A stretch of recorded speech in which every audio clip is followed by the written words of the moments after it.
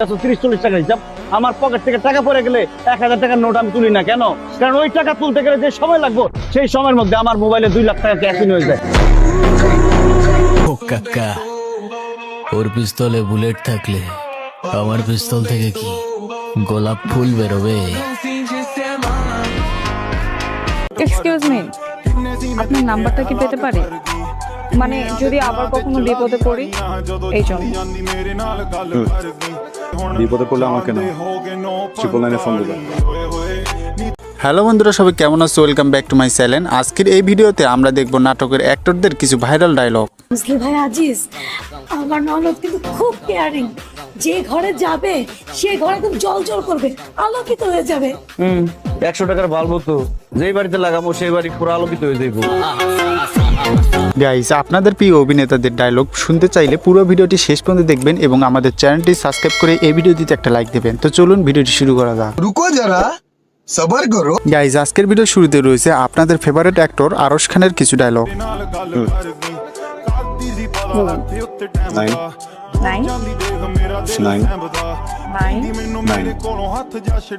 বিপদে পড়লে আমাকে না, 999 ফোন দিবা। আরশ খানের এইসব ডায়লগের কারণেই কিন্তু তার নাটকগুলো ব্যাপক হারে ভাইরাল হয়। ওরে তো আমি 420 মারুম না, ওরে আমি 49 ও মারুম না, ওরে মারুম আমি 69 স্টাইলে, বুঝছস না? একদম মনে কর পাগল হয়ে যাবো গা, পাগলের রাস্তায় নাই মা, কানবো চিল্লে এবার সবারই জিগাবো আমি পাগল হয়েছি কিনলে।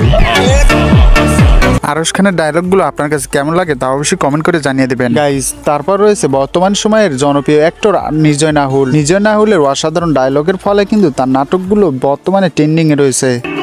কে রে তুই? রাস্তার কে দাঁড়ায় আসছিস? রাস্তাটা কি তোর বাপের? আরে না, তোর বাপের। এটি নির্জয় নাহুলের গুরু নাটক থেকে নেওয়া একটি ডায়লগ।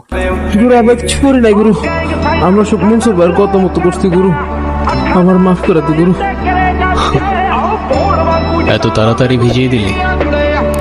খেলা তো মাত্র শুরু। নির্জয় নাহুলের নাটকগুলো রিলিজ করার পর যেমন ট্রেন্ডিং এ থাকে ঠিক তেমনি তার ডায়লগগুলো ভাইরাল হয়। অবভিয়াসলি, তা নয় তো কি? আপনার হয়তো আমার ব্যাকগ্রাউন্ড সম্পর্কে ধারণা নেই স্যার।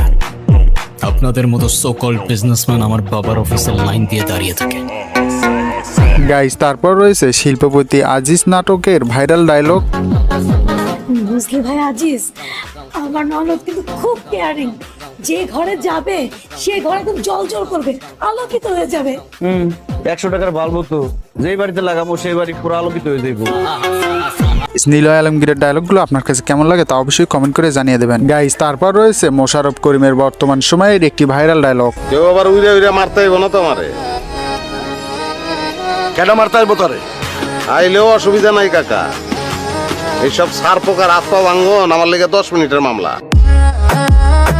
গাইস, মোশাররফ করিমের এক একটা নাটক যে মাস্টারপিস তা আপনারা নাটকগুলো দেখলেই বুঝতে পারবেন। গাইস, তারপর রয়েছে আমাদের অত্যন্ত জনপ্রিয় অ্যাক্টর পাশা ভাই, যার এক একটা ডায়লগ পুরো মাস্টারপিস। আমার গায়ে যদি একটা ফুলের টোকাও লাগে তখন সবাই রে এই নোয়াখালীতে বিন্দায়, তারপরে আমি কাশিমপুর যাবো। গাইস, পাশা ভাইয়ের এক একটা ডায়লগ মানে টিকটকে ট্রেন্ডিং অথবা রাতারাতি ভাইরাল হওয়া একটা ডায়লগ। আবু তোর বন্ধু লাগে, আবু করতাছস, আবু তোর বাপ লাগে, বাপ আর আমার চেয়ারম্যান। গাইস, তারপর রয়েছে মুশফিকার ফারহান, তার এক একটা ডায়লগ কি পুরো টিকটক কাঁপিয়ে দিচ্ছে। বস্তির মাস্তান থেকে এই শহরের মাফিয়া বানাইছি,